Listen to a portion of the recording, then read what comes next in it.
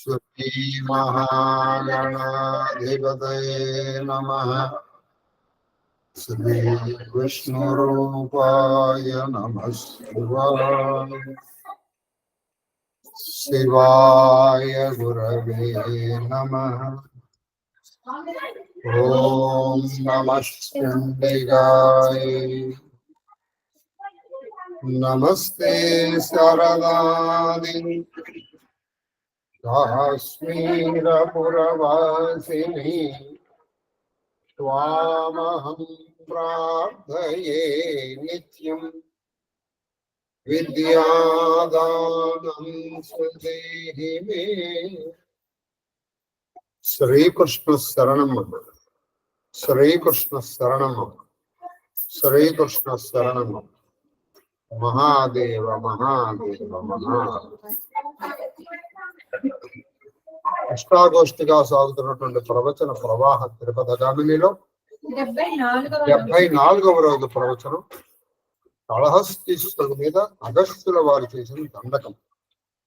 ఈ దండకాన్ని అందరూ మనం సామాన్యార్థం తెలుసుకుని మొత్తం అంతా అయిపోయిన తర్వాత ఎక్కడికక్కడ మీరు నోట్ చేసుకుంటే విశేషార్థాలు తెలుసుకుందాం. ఎందుకంటే విశేషార్థం దగ్గర ఆగిపోయాం అనుకోండి, మనకి ఎలా అవుతుందంటే ఈ దండకం ఇప్పుడప్పుడే కాదు. కాబట్టి ఇందులో కొంతవరకు కొన్ని చెప్పబడి ఉన్నాయి. ఇది వాళ్ళు ఉపదేశంగా తీసుకున్నారు దివ్యర్షులు. ఇందులో శివతత్వం ప్రతిపాదించు. స్తోత్రం అంటే భగవంతుణ్ణి కేవలం ఒక పొగిడేటువంటి కావు. అందులో దేవుని యొక్క మంత్రము, మహిమ, లీల, తర్వాత కొన్ని అక్షర విన్యాసాలు కూడా ఉంటాయి అందులో. కాబట్టి అనేకమైనటువంటి కలబోత స్తోత్రం. అందుకని చదివితే ఈ ఫలితం వస్తుంది, ఈ ఫలితం వస్తుంటారు. కాబట్టి ఈ దండకాన్ని అందరం చదువుకోవచ్చు. నిత్య పారాయణ యోగ్యమైన దండకాన్ని ఇచ్చారు మహానుభావుడు దివ్యుడు. ఆ దండకాన్ని నెమ్మది నెమ్మదిగా మనం విద్దాం. మహాదేవ్ మహాదేవ్ మహాదేవ్ చెప్పమ్మా. దండకం. దండకం. శ్రీమన్ మహాదేవ. శ్రీమన్ మహాదేవ. మొట్టమొదటి శ్రీ అంటే ఐశ్వర్యం. ఏమిటయ్యా ఐశ్వర్యం అంటే 4 ఉన్నాయి ఐశ్వర్యం. ఆయన్నే భగవంతుడు అంటారు. 6 గుణాలు ఉన్నటువంటి వాడినే భగవంతుడు. ఎవరు ఆ శ్రీ అంటే అది నిత్యమై ఉండాలి, సత్యమై ఉండాలి, అది సచ్చితానంద ఘనమై ఉండాలి. అది వాటికి ఇప్పుడు మీకు లలిత అవసరం చూడండి. నిత్య నిర్వికల్ప నిరంజన నిరామయ నిర్లేప అయినటువంటి దాన్ని శ్రీ అని పిలవాలి. అటువంటిది మాన్. ఇక్కడ ఇందులో ఒక మంత్రం ఉందండి. మామూలుగా శ్రీ తర్వాత బిందువు పెట్టామనుకోండి, అది మంత్రం, అది ఉపదేశం ఉండాలి. అందుకే మీకు లలితాహాసంలో కూడా ఆ శ్రీ మంత్రాన్ని 3 సార్లు మీ చేతి చెప్పించారు, మీకు తెలియకండి. శ్రీమాత, శ్రీ తర్వాత వచ్చిందా లేదా? శ్రీ మహారాజ్ఞి మళిమ శ్రీమత్ సింహాసని. అమ్మా పెట్టడం వల్ల నీకు మామూలుగా చదువుకోవచ్చు, మంత్రం అయిపోతుంది. అందుకే శ్రీమన్ మహాదేవ. ఈయన మామూలు దేవుడు కాదు, మహాదేవుడు. మహాదేవుడికి అర్థం ఏంటంటే బ్రహ్మాదీనం. చూడండి, మహాదేవుడికి అర్థం బ్రహ్మాదీనాం సురాణాంచ మునీనాం బ్రహ్మవాదీనాం తేషాం మహత్వత్ దేవోయాం మహాదేవ ప్రకీర్తితః. మహాదేవుడు అని ఎవరిని అంటే బ్రహ్మాది దేవతలు, మునులు, వీళ్ళందరికీ ఎవరు దేవుళ్ళు ఆయన మహాదేవుడు అని. ఈ మహాదేవ నామము కేవలం పరమశివుడి దగ్గరే సార్థక. మహాదేవ నామం ఎంత గొప్పదంటే అండి, మహాదేవ మహాదేవ మహాదేవ అని 3 సార్లు మీరంటే ఒక ఆవు వెనకాల వెళ్ళిన దూడలాగా ఆయన మన వెనకాల వచ్చేస్తారు. ఆవిడికేమో భవానీ భవానీ భవానీ అనే పేరు ఆవిడతో. అంటే ఆవిడ మన వెనకాల దూడ వెనకాల వెళ్ళిన ఒక ఆవు వెనకాల నిన్న దూడలాగా ఆవిడ వచ్చేస్తుంది. కాబట్టి అందుకే సౌందర్యలో భవానీత్వం దాసేమై వితర దృష్టిం సకరుణామతి స్తోత్రం వాంఛం కదా ఇది భవానీత్వం ఇది భకారస్తు భకారస్తు భకారస్తు కేవలం శివ. భకారం శివుడు, వకారం ఆవిడ. సరే, ఇక్కడ మనకి ఏం చెప్పారంటే రుద్రచండిలో చెప్తారు భవాని గురించి. శ్రీమన్ మహాదేవ, ఆ మహాదేవుడు. తర్వాత దేవాది దేవ, దేవతలందరికీ ఈయన ఆదిదేవుడు, ప్రథమ దేవుడికి పరమశివుడు, ఆదిదేవుడు. దేవతలకు అందరూ నువ్వు ఈయనకంటే ఈయన ముందర, ఈయనకంటే ముందర, ఈయనకంటే ముందర నువ్వు ఇలా వేసుకుంటూ వెళ్తే మొదట ఎక్కడి నుంచి ప్రారంభమైందంటే ఇక్కడి నుంచే ప్రారంభం, ఈ పరమశివుడి దగ్గర నుంచి. తర్వాత ఎక్కడ విశేషం టక్మని చెప్పేస్తున్నారు. నిమగ్నీకృత అజాండ నిమగ్నీకృత అజాండ భాండ ప్రకాశ. చూడండి, నిమగ్నీకృత అజాండ భాండం. అజాండ భాండము అంటే ఈ చతుర్దశ భువనాలు. మన భూమికి పైన 7 లోకాలు, భూమికి కింద 7 లోకాలు. అతల వితల సుతల తలాతల రసాతల మహాతల పాతాల లోకములని భూలోక భువర్లోక సువర్లోక మహర్లోక జనోలోక తపోలోక సత్యలోకములు అనేటువంటివి 7. ఈ 7 కూడా నిమగ్నీకృత అజాండ భాండ ప్రకాశ. ఈ మొత్తము 14 లోకాలు ఆయనలో నిమగ్నమై ఉన్నాయి. నిమగ్నం అంటే బాగా మునిగు. మీరు హలాహలం పుట్టినప్పుడు చూడండి, ఆయన తీసుకుని కంఠం దగ్గర ఎందుకు చెప్పాడు? మొత్తం 14 లోకాలు ఆయనలో ఉన్నాయి. ఈ మొత్తం 14 లోకాలు భస్మం అయిపోతాయి. బయటికి తీసుకొచ్చాడా ఈ వీడు పోతారు, లోపలికి వెళ్ళేందుకు అది పోతుంది.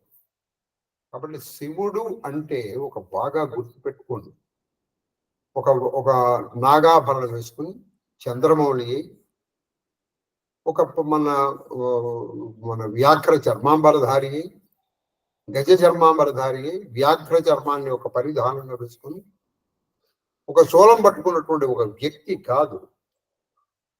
శివ అనేటువంటిది ఒక శక్తి, ఒక వ్యక్తి కాదు అది. అయితే ఆ స్వరూపం మనకి ఈ నిర్గుణమే ఒక సగుణ సాకారం అయితే ఇందులో మళ్ళీ మనకు కొన్ని సాంకేతికాలు ఉన్నాయి. ఆ సాంకేతికాలు చెప్పడానికి ఆయనకి ఆ రూపం మనం కల్పించుకున్నది, అది ఆయన రూపం అని అనుకోకండి. ఆయనది నిమగ్నీకృత అజాండ భాండ ప్రకాశ. ఈ మొత్తము ప్రకాశం ఈ చతుర్దశ భువనాల్లో ఏ ఒక్కటి కదలటానికి కదలకపోవటానికి కారణం ఆయన. మొత్తం శివతత్వం ఉందండి ఇందులో. ఇప్పుడు నీ చెయ్యి కదిలింది, అందుకే శివుని ఆజ్ఞ లేదే చీమైనా కుట్టనట్ట. నిన్ను చీమ కుట్టడానికి కూడా శివుడి ఆజ్ఞ ఉంది అక్కడ. అంటే నువ్వు ఇలా బాధపడాలి. కాబట్టి అన్నిటిలోనూ ఉన్నటువంటి ప్రకాశ స్వరూపుల విలువైన. తర్వాత మహాయోగి యోగ నిద్ర, అది మహాయోగి పుం యోగ నిద్ర సమునిద్రితానంద రూప. మహాయోగి పుంగవులు మామూలు యోగులు కాదు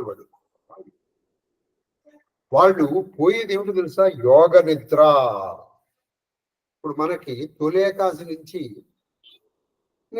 శయన ఏకాదశి అంట, మళ్ళీ కార్తీక శుద్ధ ఏకాదశి, ఉత్థాన ఏకాదశి, ఈ 4 నెలలు విష్ణుమూర్తి అంటే పడుకున్నట్టు నిద్రపోయాడనే. మన నిద్ర ఏంటంటే అది మోహనిద్ర. యోగులది యోగ నిద్ర. అంటే వాళ్ళు అలా పడుకున్నట్టు ఉంటారు, కానీ వాళ్ళు నిరంతరం ధ్యానంలో ఉంటారు. మహాయోగిపం యోగ నిద్ర సమునిద్ర. వాళ్ళు ఎప్పుడు మేలుకుగానే ఉంటారు, ఆ నిద్రలో మేలుకుగా ఉంటారు. నిద్రలో మేలుకొని ఉండడం ఏంటి? అసలు వాళ్ళ నిద్ర ఎందుకు మూసుకుంటారంటే కళ్ళు మూసుకొని అంతర్ముఖ సమారాధ్య, నిరంతరము వాళ్ళ లోపల అన్ని జరుగుతూ ఉంటాయి. ఏది జరగాలో అన్ని జరిగిపోతాయి. ఏది అర్చన జరుగుతుంది, అభిషేకం జరుగుతుంది, ధ్యానము జరుగుతుంది, జపం జరుగుతుంది. ఒకటేమిటంటే అన్ని అయిపోతాయి. ఆయనతో అంటే ఈ జీవాత్మని పరమాత్మతో కలిపేస్తారు యోగా. నిజానికి మనకి 3 అవస్థలు మనందరికీ తెలుసు. ఒకటి జాగృతి, తెలుసు కదా మనకి తెలుసు. స్వప్న, అది మనకి అనుభవమే.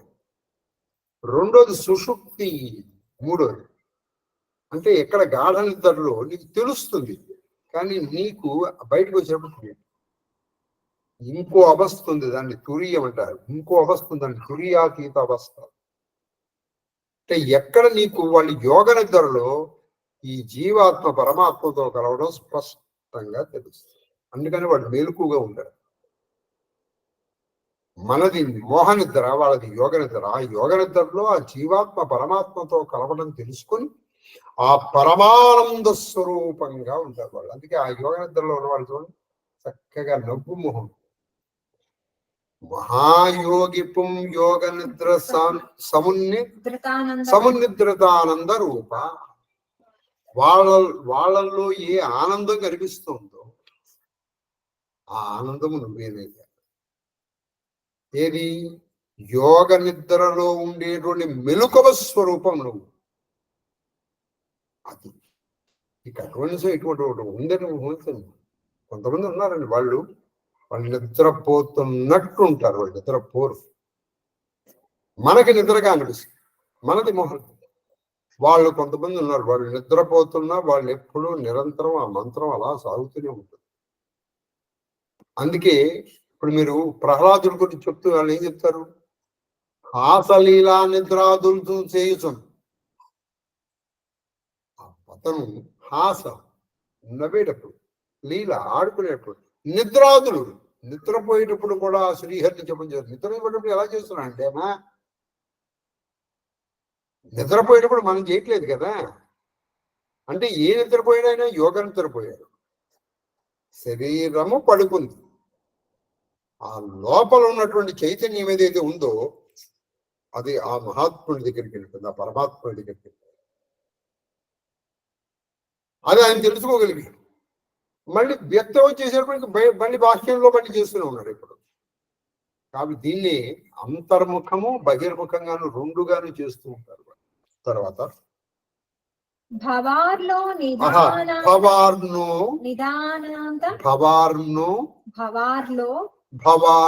నిదాన నిదానాంతరాపన్, అది భవార్లో నిదానాంత నింతరాపన్ రత్నాంతరీప. భవార్ణ, ఆర్ణము అంటే భవా ఈ పుట్టుక, చచ్చులు, పుట్టుక, పెరగడం, చావడం, పుట్టుక, పెరగడం, ఈ సమానం. భవార్ణో అంత అంటే లోపల, ఈ సముద్రం లోపల, ఈ సముద్రం లోపల విపన్ భవార్ణంటారు. ఆపన్న, ఆపన్న నువ్వు ఆపదలో పడ్డావు పైగా. అంటే నువ్వు ఈ సముద్రంలో ఉన్నావు. సరే, ఏదో సముద్రంలో ప్రయాణం సాగుతుంది కదా అనుకుంటే మధ్యలో ఒక సులువు ఉండవచ్చు, అది సముద్రం. అసలు ఈ సముద్రంలో ఉండటమే పెద్ద ఆపద. ఆపదలో ఇంకో ఆపద వచ్చింది, ఇప్పుడు చదువుకున్నాం. ఏం చేయాలో తెలియదు, దీనికి దిక్కు లేదా. అది ఏ దిక్కు లేనప్పుడు దేవుడే దిక్కు అంటే అది దిక్కు. ఇది అయిపోయిన చుట్టూ సముద్రం, ఏ అదన్నమాట. ఈ శరణాగతి రావాలి. అందుకే శరణాగత దీనార్థ పరిత్రాణ పరాయణే సర్వశాక్తి హరే దేవి నారాయణ. అదే వాళ్ళు చెప్పారు అక్కడ. అప్పటి వరకు ఆయన ప్రార్థన చేశాడు ఆయన రాలా. ద్రౌపదీదేవి ఇలా పట్టుకొని వేడి నా రాలా, వదిలి పారేసి తీసేది. శరణాగతి, ఆ పరిపూర్ణ శరణాగతి వచ్చినప్పుడు వస్తుంది. ఏమిటది? లాభోక్యంతయు లేదు ధైర్యము విలోలంబయ్య ప్రాణంబులుంటావులు తప్పే మూర్ఛ వచ్చే తనువుండొచ్చు శ్రమం బయ్యడు. ఇప్పుడు రావాలి. నీవే తప్ప ఇతప్పరం వెరుగ మన్నింపందగుందీను. రావే ఈశ్వర కావవే వరద సంరక్షించు భద్ర. అయిపోయింది. పాహి పాహి అన్నాడు. అయిపోయింది. నీ నీ లాభం ఉన్నంత వరకు చేశాడు, అయిపోయింది, వదిలేశాడు. లాభంటే బలం. ఇప్పుడు ఈ కొత్త ఆపద వచ్చింది, ఎలా దాటాలో తెలియదు, దాటే ఉపాయం లేదు. రెండు చేతులు ఎత్తేశాడు. అన్యథా శరణం నాస్తి త్వమేవ శరణం మమ తస్మాత్ కారుణ్య భావన రక్ష రక్ష మహేశ్వర అని ఇలా చూసేటప్పటికి ఏం జరిగింది? అక్కడ విచిత్రంగా సముద్రంలో ఒక ద్వీపం ఉంది. అక్కడ భూమి ఉంది, మామూలు ద్వీపం కాదు, రత్న ద్వీపం ఉంది అక్కడ. ఆహా, ఇదే ఈయన కాళహస్తీశ్వర మధ్యంలో, కాళహస్తీశ్వర శతకంలో ఒక పద్యం రాస్తారు. పవి పుష్పంబగు శివ శివోచ్చాది భాషణ. ఇప్పుడు నిరంతరం శివ శివ శివ అనేటువంటి వాళ్ళకిట వాడి మీదకి వజ్రాయుధం వేస్తే అది పువ్వు పడినట్టు పోదు. వాడు సముద్రం మధ్యలో ఉంటే వాడి శివ శివ శివ శివ అనేటప్పటికీ అది భూమి అయిపోతుంది. ఇప్పుడు నా పద్యం చదువుకోండి. ఇప్పుడు ఆ పద్యంలోకి వెళ్తే వెనక్కి రాలే అని నేను చెప్పాను. అందుకని నిరంతర మహాదేవ నామస్మరణ సామాన్యం అనుకుంటున్నారా? మహాదేవ అంటే ఏదో మన వీడ్కోలు మాట కాదు అది. కాబట్టి ఆయన ఎటువంటి స్వరూపుడు అంటే అసలు ఈ పుట్టుక చావు అనేటువంటి సముద్రంలో ఒక ఆపద, ఈ ఆపదలో ఇంకొక ఆపద వచ్చినప్పుడు ఇక నీకు దిక్కులేనప్పుడు ఆయన రత్నద్వీపమైన ఎదుర్కొండా కనిపిస్తాడు. అంటే నువ్వు ప్రస్తుతం పడుతున్నటువంటి పాటలని తప్పించగలడు, ప్రస్తుతం పడుతున్న పాటలని తప్పించగలడు ఆయన, దాని తర్వాతవి తప్పించగలడా అంటే అసలు పుట్టుకే లేకుండా కూడా చేయగలడు. ఇప్పుడు ఉన్నటువంటి లౌకికమైనటువంటి ఇబ్బందులు తొలగించగలడు, అసలు పుట్టుక లేకుండా చేయగలడు. అది సరే. తర్వాత జగద్దీప. జగద్దీప. ఈ జగద్దీప లోకైక దీపాంకురాలు. జగద్దీప అనేటువంటి మాటకండి ఈ ప్రపంచం వెలుగుతోందండి ఆయన మూలంగా అండి. అంటే ప్రపంచం వెలగటే ఏంటండి? సూర్య చంద్రులు ఆయన మూలంగా కదా వచ్చింది. అసలు మనం వెలుగుతున్నది ఆయన వెలుగుతుంది. ఈ లోపల శివం, శివుడు ఉన్నంత వరకు చూడండి ఈ అన్ని శుభాలే, అంతే కదా. ఈ కళ్ళు చూస్తాయి, చెవులు వింటాయి, నీ ఇంద్రియాలన్నీ పనిచేస్తాయి. ఒక్క శివుడు ఇక్కడి నుంచి వెళ్ళిపోనండి, అయిపోయింది. ఏ ఇంద్రియం పనిచేయట్లేదు, ఏ ఇంద్రియం పనిచేయట్లేదు. కళ్ళు చూడటం లేదు, చెవులు వినటం లేదు, చేతులు ఆడలేదు కావట్లేదు. విచిత్రం ఏంటి తెలుసా? మీరు ఇది బాగా ఆలోచించండి. ఎవరైనా నేను మీ ఇంటికి వచ్చాను, ఏమంటారు? రామకృష్ణ గారు లేదా గురువు గారి శరీరము మా ఇంటికి వచ్చింది అంటారా? మరి వచ్చింది ఈ శరీరమేగా. అబ్బా గురువు గారు వచ్చారండి, ఏదో సరే మీ తోచిన పద్ధతిలో హారతి ఇవ్వటమో, కాళ్ళు కడగటమో, లేదా కాలు పెట్టి తల్లడం, ఏదో ఏదో చేస్తారు కదా, చేస్తారు. ఇందులో శివుడు వెళ్ళిపోయాడు, ఇందులోంచి శివుడు వెళ్ళిపోయాడు. ఎప్పుడైనా ఒకటి జరిగేది కాబట్టి శివుడు వెళ్ళిపోయాడు. అప్పుడేమంటారు? మరి గురువు గారు వచ్చారని అంటారా? సరే గురువు గారి శరీరాన్ని తీసుకొచ్చారు. మరి ఇప్పుడు గురువుగారి శరీరం వచ్చిందని మీరు ఎందుకంటలేదు? చూడండి, తెలియకుండానే మనందరము ఆస్తికులను, మనకి తెలుసు. విచిత్రం ఇంకో విషయం అండి, ఇది ఎప్పుడు ఆలోచించడం. ఎప్పుడన్నా ఒక ఆయన వెళ్ళిపోయాడు, మా నాన్న వెళ్ళిపోయాడండి. మీ నాన్న వెళ్ళిపోయాడు? ఎక్కడికి వెళ్ళిపోయాడు? అక్కడే ఉన్నాడుగా, పడుకుని ఉన్నాడు. ఏ శరీరాన్ని నువ్వు ఇన్నాడు నాన్న అని పిలిచావు, ఆ శరీరం అక్కడ ఉంది. మరి ఇది వెళ్ళిపోవడం ఏంటయ్యా అంటే ఈ శరీరము నాన్న కాదని నువ్వు ఒప్పుకుంటున్నావుగా. ఈ శరీరము నాన్న కాదు అని నువ్వు ఒప్పుకుంటున్నావా? మరి నాన్న ఎవరు, అమ్మ ఎవరు? ఇది ఆలోచించాల్సిన విషయం. నువ్వు ఎవరిని నాన్న అంటున్నావు, ఎవరిని అమ్మ అంటున్నావు? నువ్వు ఇంకా చెప్పాలంటే మా నాన్న శరీరములోంచి శివుడు వెళ్ళాడు అనాలి. అంటల్లా నాన్న వెళ్ళిపోయాడు. కాబట్టి మనం నాన్న, అమ్మ, అక్క, చెల్లె, ఏ బంధమైనా సరే, గురువు, శిష్యుడు, ఏ బంధం ప్రపంచంలో నీ ఇష్టం తీసుకో, నువ్వు ఉన్నది ఒకటే బంధం. ఎవరితో? శివుడితో మాత్రమే. అదే ఒక్కొక్కడిగా ఒక్కొక్క కళగా కనిపిస్తుంది. ఇది మొత్తం అర్థమైపోయిందండి. ఇది అర్థమైపోతే తర్వాత అర్థం కావాల్సింది ఇది. ఇది అర్థమైపోతే ఇంకేది అర్థం. ఇదే విశ్వరూపం. ఉన్నది ఒకే శివుడు. నీకు ఈ బ్రహ్మరంధ్రం గాను ఇక్కడ హిమక్క గాను కనిపిస్తుంది. ఒకే శివుడు.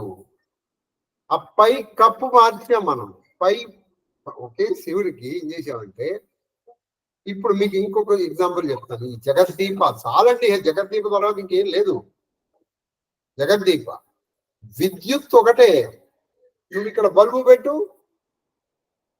అది ట్యూబ్ లైట్ పెట్టు, మెర్క్యూరీ ల్యాంప్ పెట్టు, నువ్వేం చేసావు? పై కప్పు మారుస్తున్నావు, కానీ అందులోంచి ప్రకాశం ఒకటే. నువ్వు ఇప్పుడు అదే ఇది పెట్టు, కంప్యూటర్ పెట్టు, అదే ఒక మైక్ పెట్టు, లేదా నువ్వు మిక్సీ పెట్టు, నువ్వు టీవీ పెట్టు, కానీ ఇవన్నీ పనిచేసేది దాని వెనకాల ఉన్నటువంటి శక్తి అది ఒకటే విద్యుత్. అదే శివుడు. ఇప్పుడున్నా మీకు అర్థమైందా? ఈ జాతి భేదాలు, కుల భేదాలు లేవు. ఉన్నది ఒకటే శివుడు. నువ్వు వాళ్ళని వ్యతిరేకిస్తున్నావు అంటే అందులో ఉన్న శివుణ్ణి నువ్వు ద్వేషిస్తున్నావు. గుర్తుపెట్టుకోండి. అసలు శివుడు తప్ప ఇంకోటి లేదు. అదే ఇందాక ముందర చెప్పేశారు. ఇది నిమగ్ని కృత జాండ భాండ ప్రకాశ. కాబట్టి ఈ జగత్తును ఆయన ఉన్నంత వరకే ఇది ఏదైనా దేనికైనా దానికి వెలుగు. ఆయన లేకపోతే చెట్టు ఉంది, ఆయన ఉన్నంత వరకు చక్కగా ఆకులు, పూలు, పళ్ళు, బ్రహ్మాండం. లేదు 3 అయిపోయింది, తీసేది. ఆ 3 కూడా శివుడు. కాబట్టి ఈ జగత్తును వెలిగించేది ఆయన.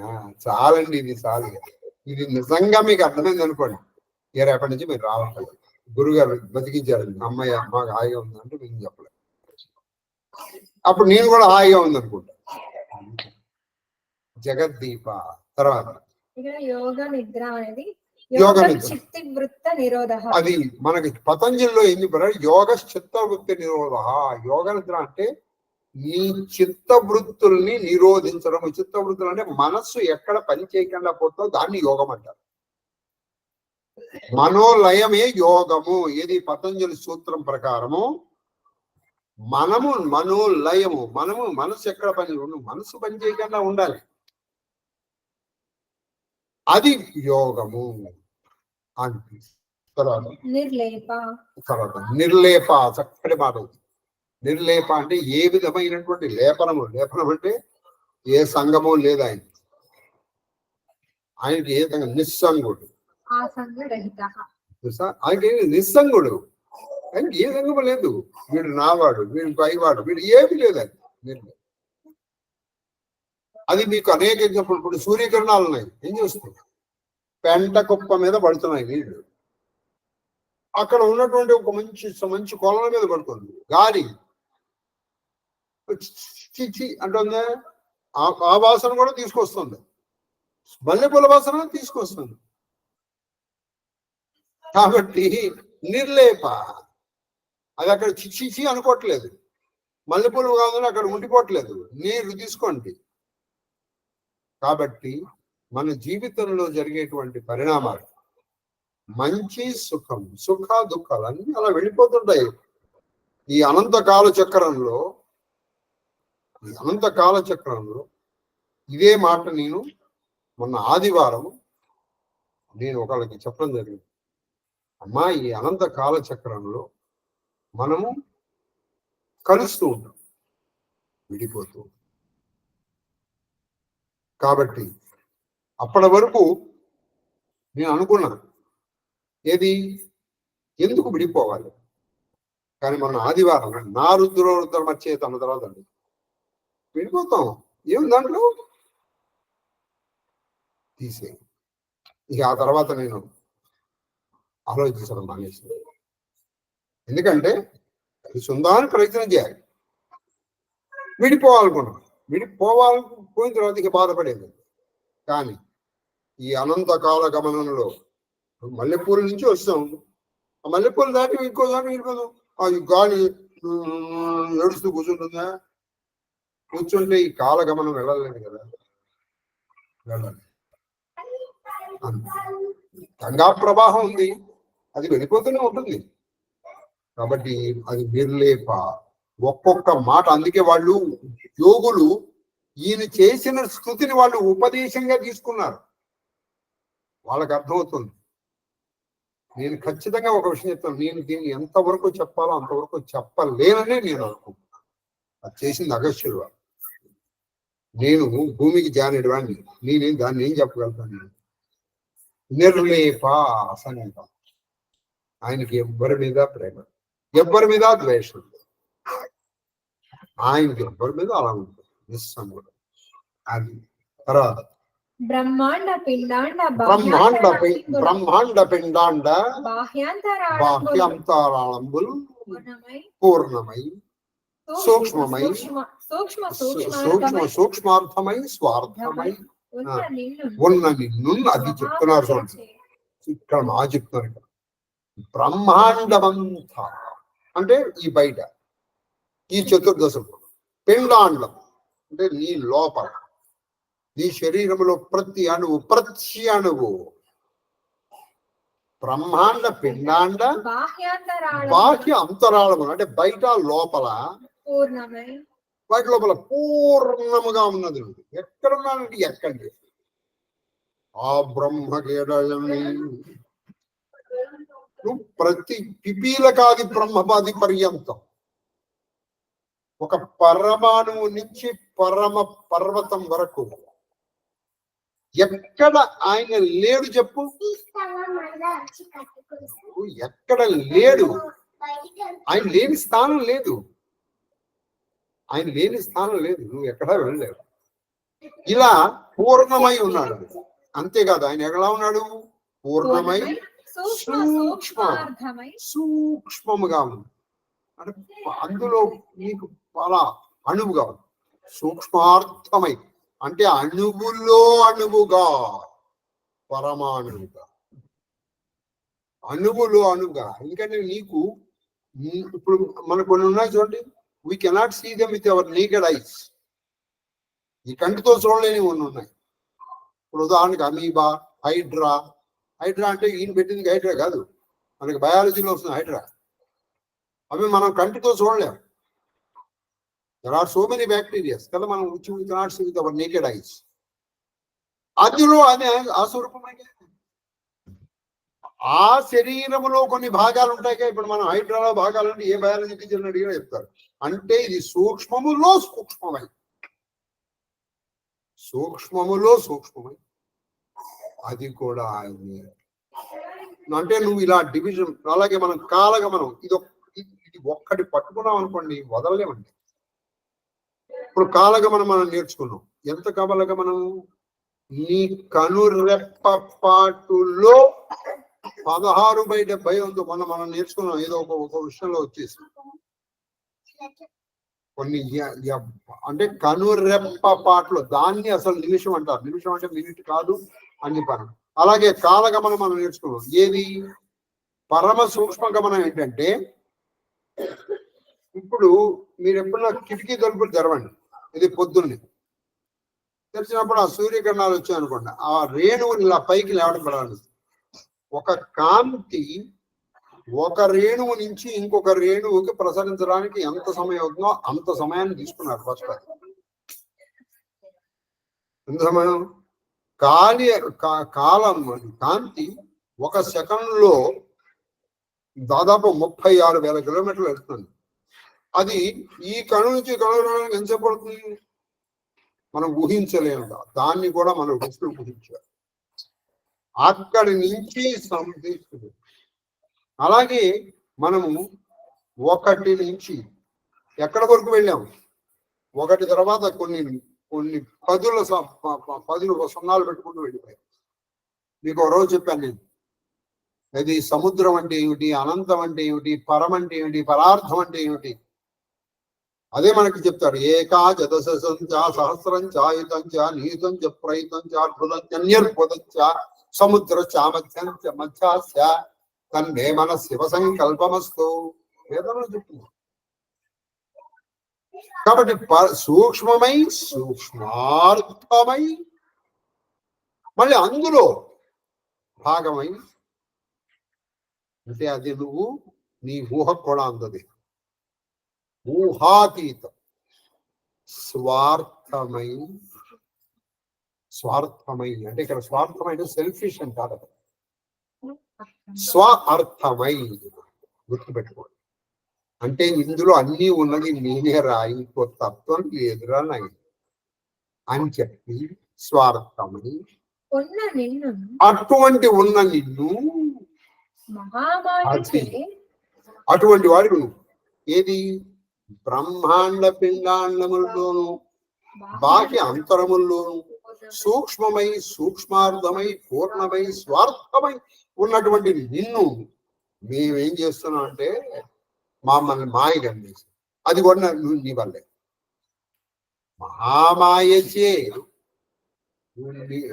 మీ ఆవిడ ఉంది కదా, ఆవిడ మహామాయ. ఆ మహామాయతో నువ్వు కప్పించు.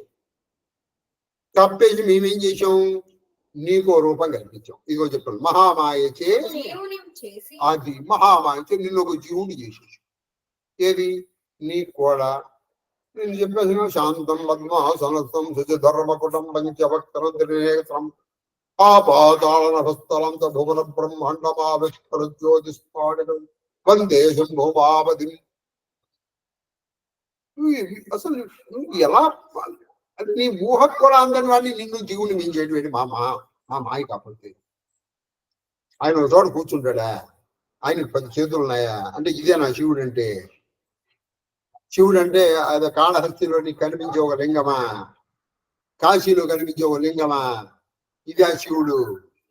నేను ఎన్నోసార్లు ఇప్పుడు కాశీ వెళ్ళడమే పుణ్యం. ఆయన అక్కడికి వెళ్ళి ఆయన స్పర్శ దర్శనం కోసం ఏమి వెంపర్లాడిపోతారో నాయన, ఏమి వెంపర్లాడిపోతారు. కాశీలో ఆయన చెప్పాడు పంచక్రోశాత్మకాయ మహాలింగాయ. కాశీలో మీరు వెళ్ళి అక్కడ ప్రతి రేణువు అక్కడ ఉన్న ఒక ఆటో డ్రైవర్ చెప్పాడు, కాశీ మే హరే కంకర్ మే శంకర్ హే. ప్రతి రేణువులో శివుడు ఉన్నాడు. నువ్వు శివుడిని మీదే నడుస్తావు, శివుడిని పట్టుకుంటావు. అక్కడికి వెళ్ళి పట్టుకోక్కల్లా, దానికోసం అంత వెంపర్లు ఆడక్కల్లా. శివుడు లేని ప్రదేశం ఏదైనా ఉంటే చెప్పు, అక్కడికి వెళ్ళి పట్టుకుందాం. ఇప్పుడు శివుడు అక్కడ ఉన్నా అంటే అక్కడికి వెళ్ళి పట్టుకుందాం. అంటే మన అజ్ఞానం ఎంత ఉందో చూడండి. ఇక ఎవరిని ఒకళ్ళు కూడా ఎంత తోసుకుంటారో నాయన. అబ్బా ముందరున్నవాడు ముసలివాడా, వాడేమన్నప్పుడు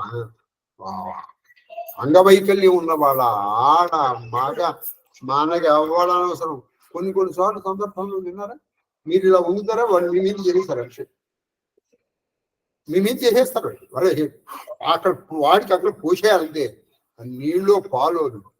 మీరు కాళ్ళే వంగి చూడండి, మీకు అనుభవం ఉంటే నేను ఇలా పోసేస్తాడు. శివుడికి వెళ్తుంది. ఇది ఏంటి? ఇది అమాయకత్వం కాదు. మహామాయ చే నిన్ను జీవుని చేసి, నిన్ను ఒక జీవుని చేసి, అది ఇంకోటి అర్థం. నువ్వేం చేసావు, మమ్మల్ని జీవుడిగా చేసావు. జీవుని చేసి ఇది 2 రోజులు పడుతుందండి. రేపు కూడా ఇది పడుతుంది. ఎందుకంటే ఇది ఒక్కటే పడితే 10 అయిపోతుంది. మళ్ళీ కష్టం. వీళ్ళు ఇవాళ పైగా దూరం నుంచి వచ్చారు కాబట్టి వీళ్ళు తొందరగా పంపించాలి. కాబట్టి ఇది నేను నిజానికి ప్రవాహాన్ని ఆపదలుచుకోలేదు, నాకు కూడా ఆపబుద్ధి కావట్లేదు, కానీ ఆపక తప్పదు. వీళ్ళు తొందరగా పంపించాలి, ఎందుకంటే వీళ్ళు దూరం వెళ్ళాలి. నేను కొంచెం దూరంగా వచ్చుకుంది కాబట్టి మహామాయ ఇచ్చే జీవుని.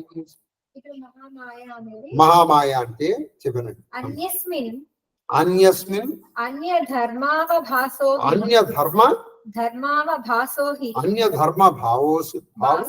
భాసోహి సర్వ జగన్మూల త్వాత్స్య మహత్వం. అంటే ఈ మహామాయ ఎటువంటిదంటే ఏది నీది కాదు, అదన్నీ నేను అనుకుంటాం. ఇది దాని అర్థం. ఏది నీది కాదు. ఏది చెప్పు, నీది ఏది చెప్పు. కొంచెం మనం చర్చలోకి వెళ్ళామనుకోండి, ఏది నీది? బంధవ్యాలు ఎలాగో నీకు కాదు, ఎందుకంటే వాడి దారి వాడి టైం రాగానే వాడు వెళ్ళిపోతాడు. లేకపోతే శరీరం నీదే, కన్ను నీదే చెప్పు, కన్ను నీదే అని చెప్పు. మరి కన్ను లేకుండా ఎంతమంది ఉంటున్నారు? చెవులు నీవే అని చెప్పు. ఇదంతా ఎందుకయ్యా? ఇవన్నీ ఉన్న శరీరం నీదే, కాలిపోతుంది. మరి ఏది నీది? ఏది నీది కాదు ఇందులో. ఈ విషయం నీకు తెలుసు, కానీ మహామాయించే జీవుని చేసేసి నాది నాది అనిపించేస్తుంది.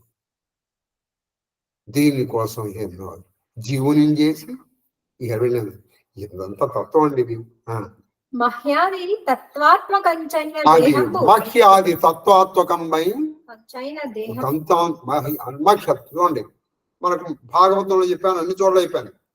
ఈ కాళహస్తీశ్వర మహర్షుల మొదట్లో చెప్పాను. మన ప్రపంచం ఎలా ప్రారంభమైంది?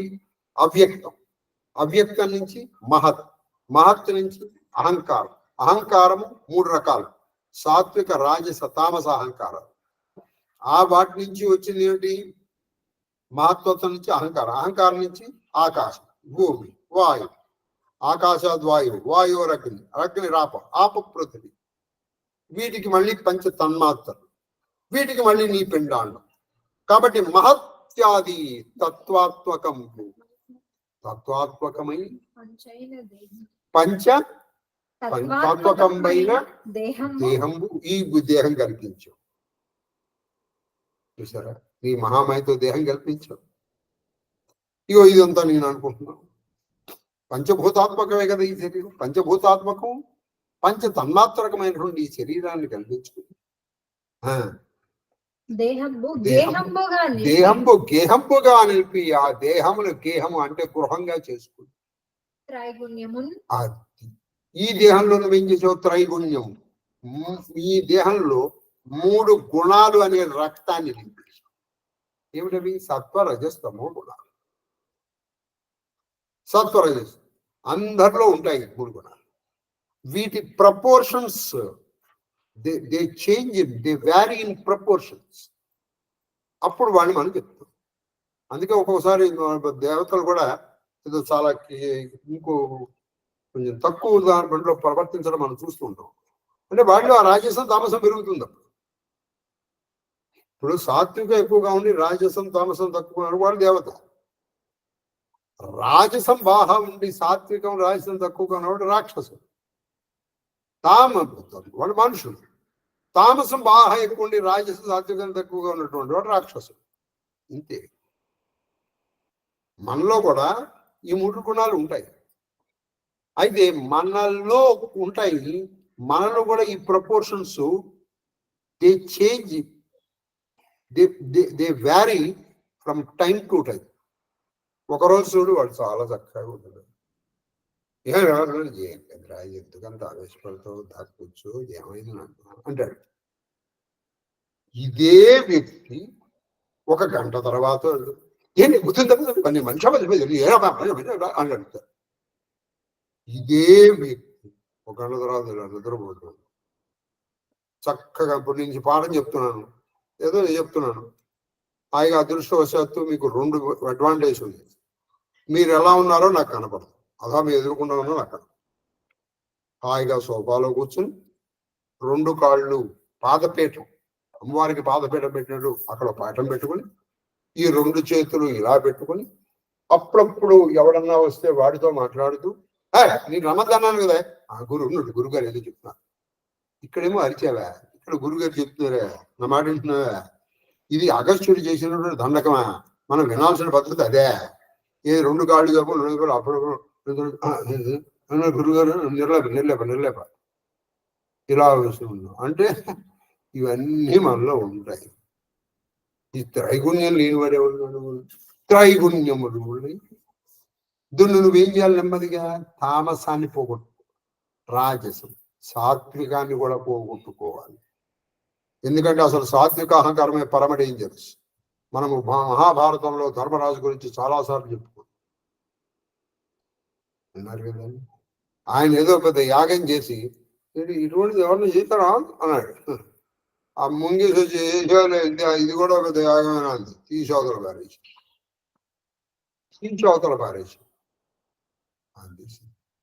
తర్వాత గణ్యమున్ గణ్యము అంటే గణింపదగినది, లెక్కింపదగినది. బుద్ధి అహంకార చిత్తంబులు బుద్ధి అహంకార చిత్తంబులు ఈ వీటన్నిటి కలిపి నీకు కొన్ని ఉన్నాయి. ఈ డివిజన్ మనం కేవలం మన ఋషులు మాత్రమే చేయగలిగారు. ఇప్పుడు మన లోపల మైండ్ అంటాం, కానీ దాన్ని మనో బుద్ధి చిత్త అహంకారములని 4 భాగాలు చేశారు. దీనికి పైన ఇంకోటి ఉంది, అహంకారం. చూడండి, ఇందాక మహత్వం. ఈ మనస్సుకి బుద్ధి ఏంటంటే మనోస్, ఇది సంకల్పం వికల్పం, చేద్దామా వద్దా, చేద్దామా వద్దా. బుద్ధి లేదు, చేద్దాం అని నిశ్చయాత్మకమైన వచ్చినప్పుడు ఇదే మనసు బుద్ధిగా మారుతుంది. 4 లేవు, ఒకటే 4గా మారుతుంది. అది చేద్దామా వద్దా, చేద్దాం ఆ వేవరింగ్ స్టేట్ లో ఉన్నప్పుడు దాన్ని మనసు అంటాం. ఒక ఖచ్చితమైన వచ్చినప్పుడు దాన్ని బుద్ధి అంటాం. అసలు ఈ సంకల్పాలన్నీ ఎక్కడ పుడుతున్నాయో అది చిత్తం. మనోబుద్ధి చిత్త అహంకారం అంటే ఇది నేను. ఇప్పుడు నువ్వు చూడండి, ప్రవచనం అండి, నేను చెప్పాను, నువ్వు చెప్పు ప్రవచనం. నీలో ఉన్న శివుడు చెప్పాడు.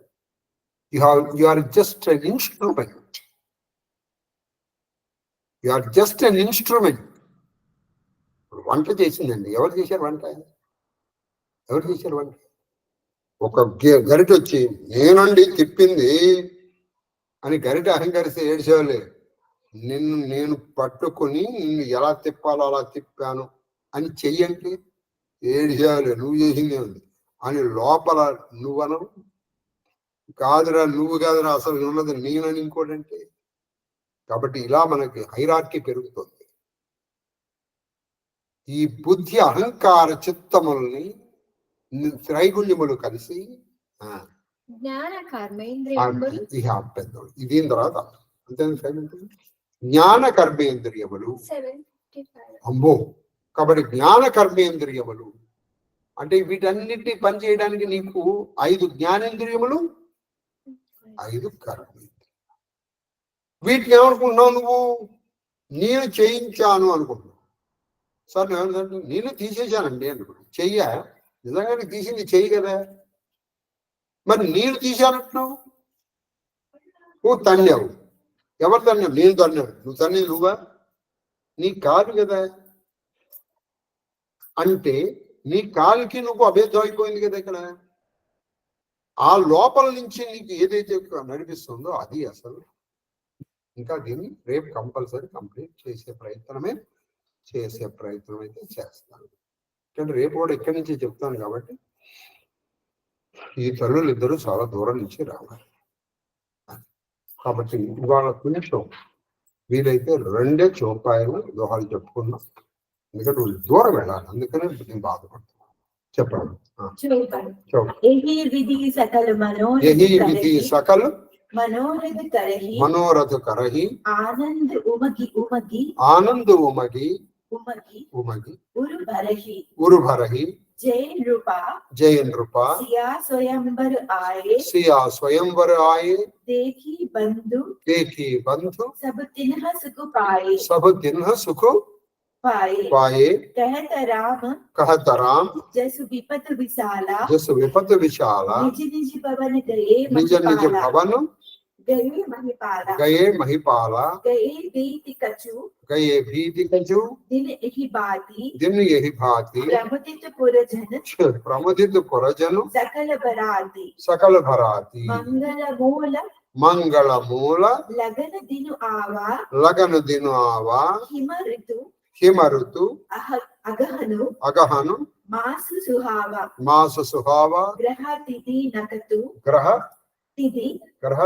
नकतु जोग भरबारू लगन सोदी विधि कीन विचारा पठई दीन्हा नारद सनसोई गणी जनक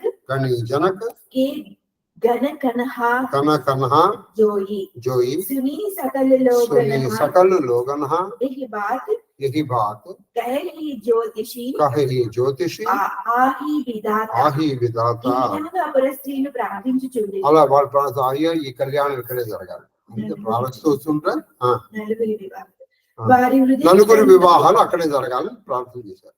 వారి హృదయములందు ఆనందం వెళ్లి వెలిగి వాళ్ళ ఆనందం చాలా ఆనందంగా ఉన్నారు.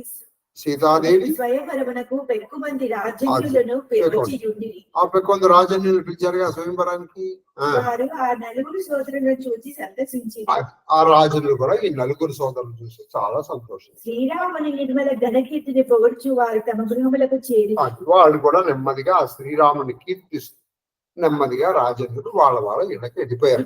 చాలా దినములు గడిచి ఇలా కొన్ని రోజులు గడిచాయి. పురజనులు వరపక్షము వారు ఆనందముగా ఉంది. అది పురజనులు వరపక్షం వారు ఆనందంగా ఉన్నారు. వెంటనే రాగానే పెళ్లి అవ్వలేదు. వాళ్ళు ముహూర్తం చూసుకోవాలి కదండి. శుభప్రదమైన వివాహ ముహూర్త సమయంలో రానే వచ్చింది.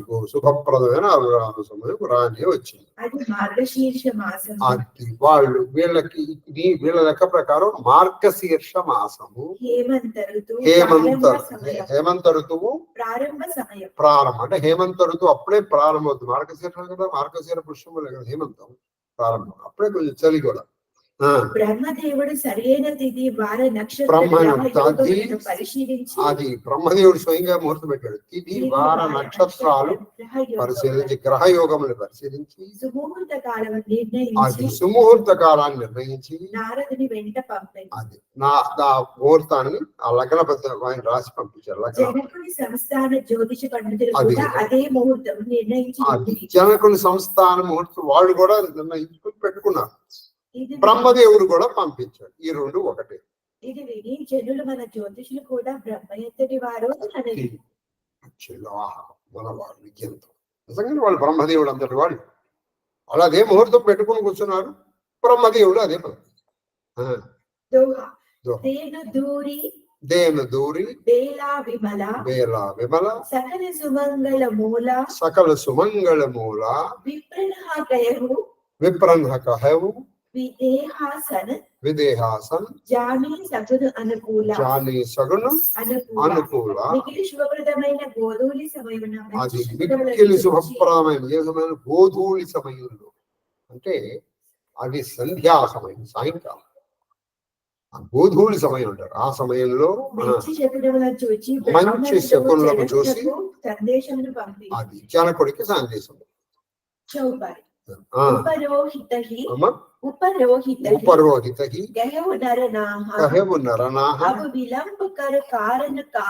విలంబ కారణకాః సతానంద తబ్ सचिव बुलाए मंगल सकल साजी सब लाए शंख विशान पवन बहुभाजे मंगल कलश सगन शुभ साजे सुभग सुवासिन गावहि गीता करहि भेद धुनि विप्र पुनीता लेना चले सादर यही भांति गए जहाँ जनवास भराती कौशलपति कर देखि समाज अति लघु लागा तिनहि सुरराजु भयव समहु अवधारेव पायो यहाँ सुनी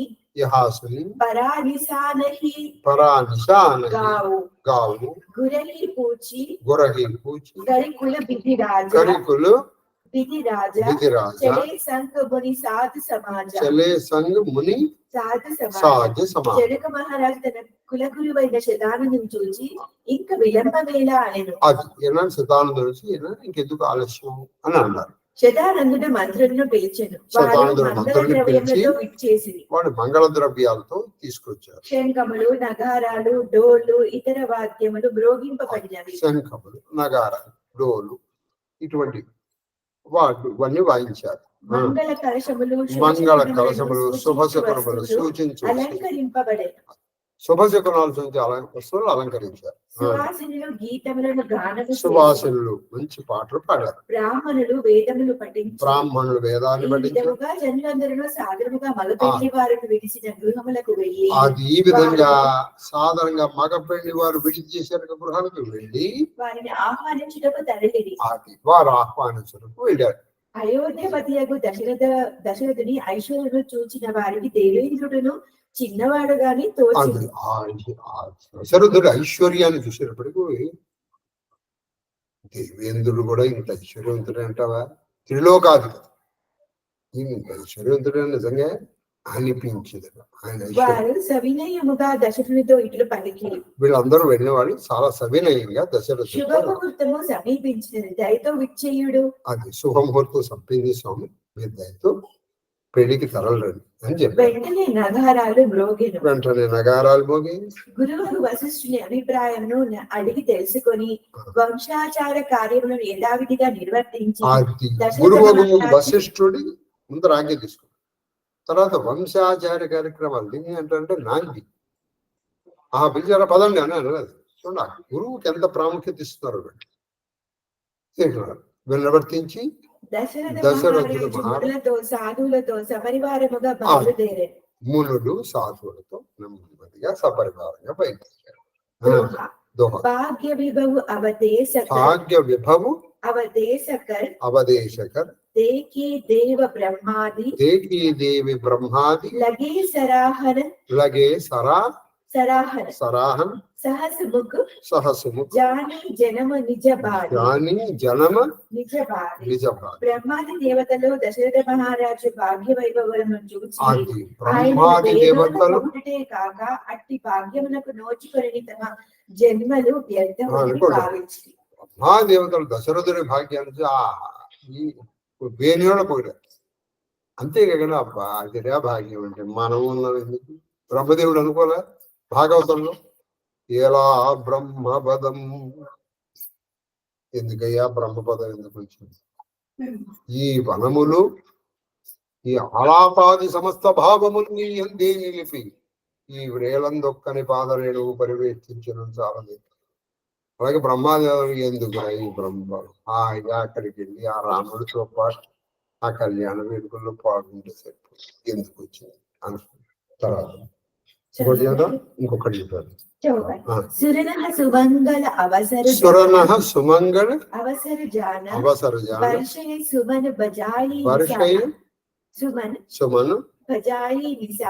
నిశాన శివ బ్రహ్మాదిక్ విబుధ బరోదా చడే విమాననిధి నానా జూదా ప్రేమ పులక తన హృదయ ఉచాహు చలే విలోకన రాహు వివాహు దేకి జనక పురుషురు అనురాగి నిజ నిజ లోక సభకి లఘులాగి చిత్తవతి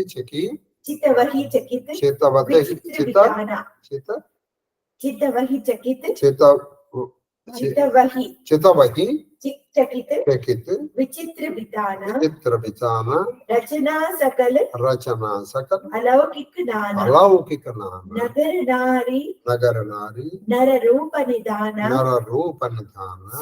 సుధరమ సుశీలా సుజాన తినహి దేకి సబ సుర నారీ భయే నకత్ జన విధి ఉజియారి విదహి భయవు ఆచారజు విశేషి నిజకరణి కచు కథకునా దేకి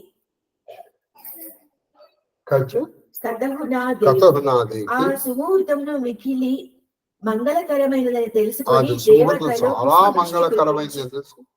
దేవతలు పుష్పవృష్టి కురిపించారు, దుందుబులను మోగించారు. బ్రహ్మ శంకరుడు సీతారాముల వివాహ మహోత్సవం తిలకించుటనే పరమోత్సాహంతో తమ విమానములపై బ్రహ్మ వాళ్ళందరూ కూడా నెమ్మదిగా ఇక్కడికి వచ్చారు. ఆ సీతారాముల ఆ నగర వైభవమును కాంచిన దేవతలు తమ లోకములను అత్యల్పమైనవిగా ఆ తలంచి నగర వైభవం చూసి ఇదిగా వైభవం అంటే మన లోకం ఉంది చూడు అనుకున్నారు, తక్కువ చేసుకున్నారు.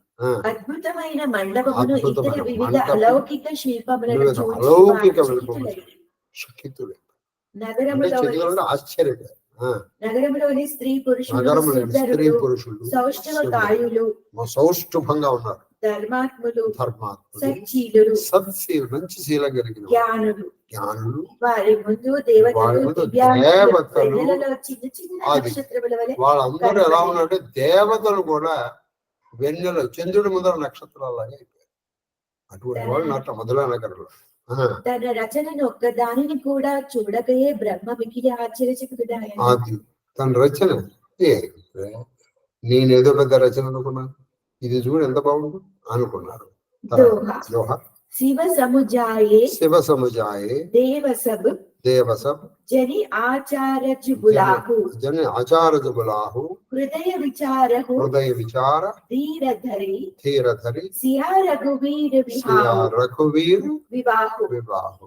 అప్పుడు పరమేశ్వరుడు దేవతలతో పలికెను, అది దేవతలతో పరమేశ్వరుడు ఇలా అన్నారు, మీరు ఆశ్చర్యపడవలదు, ఎందుకు ఆశ్చర్యపోవటానికి ఎందుకు ప్రశాంతంగా కొంచెం నెమ్మదిగా ఆలోచిస్తే మీకే సామాన్యుల వివాహం కాదు, శ్రీ సీతారాముల పరిణయం.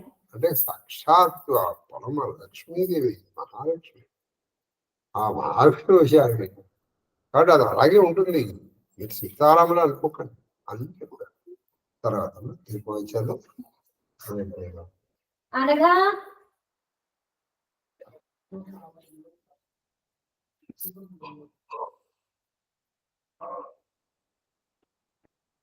తిప్పాలమ్మా తొందరగా. అనగా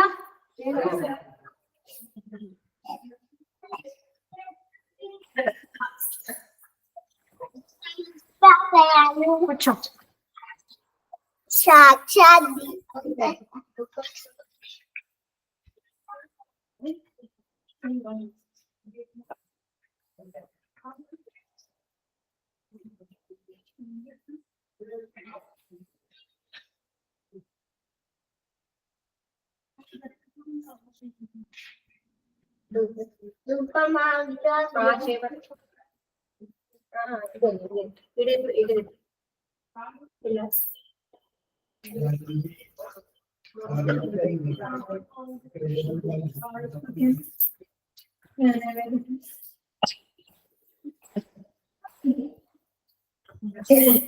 నైవేద్యం ఓం భూర్భువస్వాహా. సర్వచైతన్య రూపాంత మాధ్యం విద్యాం శక్తిమై పరిశీలించాం అత్యంతగా పరిశీలించాం చరణ భార్య అఖండిత అష్టబద్ధ పుట్ట పౌత్ర పరివేష్టిత శ్రీకృష్ణ పరమాత్మే నమః. కాశ్మీర ఫలాన్ని వేదయ ఓం ప్రాణాయ స్వాహ ఓం అపానాయ స్వాహ ఓం ప్రాణాయ స్వాహ ఓం ఉదానాయ స్వాహ ఓం సమానాయ స్వాహ ఓం రామనాయ స్వాహ. మధ్య మధ్య పాణి సమర్పయ అస్సు ప్రఖ్యాతి రాజ ప్రఖ్యాతి ముఖ ప్రఖ్యాతం సమర్పయామి. మంగళ మహానీరం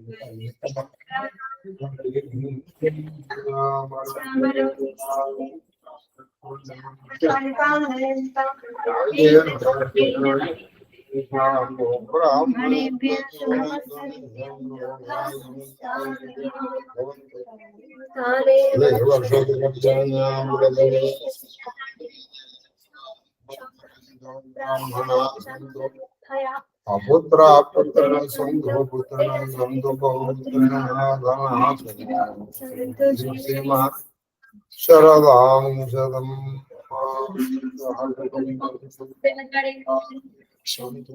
सर्वे जनाः रक्षन्तु సర్వ శివ పరివార करोना निवारणोऽस्तु पतत्स्य नास्योऽस्तु धर्मस्य विजयोऽस्तु सर्वं श्रीकृष्णचरणारविन्दे कुसुमाञ्जलिः महादेव మహాదేవ్ మహాదేవ్ మాస్టర్ మహాదేవ మహాదేవ మహాదేవ మహాదేవ్ మహాదేవ్ మహాదేవ్ శాస్త్రి గారు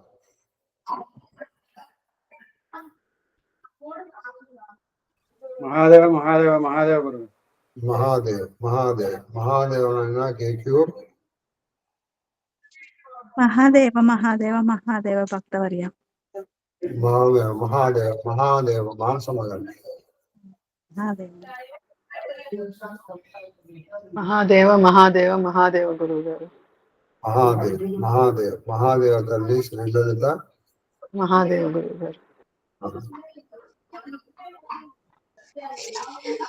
మాస్టర్ గారు మహాదేవ మహాదేవ మహాదేవ మహాదేవ్ మహాదేవ్ మహాదేవ తల్లి జయలక్ష్మి గారు మహాదేవ మహాదేవ గురుగారు మీ పాద పద్మములకు నా శిరస్సు వంచి శతకోటి నమస్కారాలు. అమ్మగారి పాద పద్మములకు నా శిరస్సు వంచి శతకోటి నమస్కారాలు. మహాదేవ మహాదేవ మహాదేవ మహాదేవ్ మహాదేవ్ మహాదేవ తల్లి జయలక్ష్మి మహాదేవ గురుగారు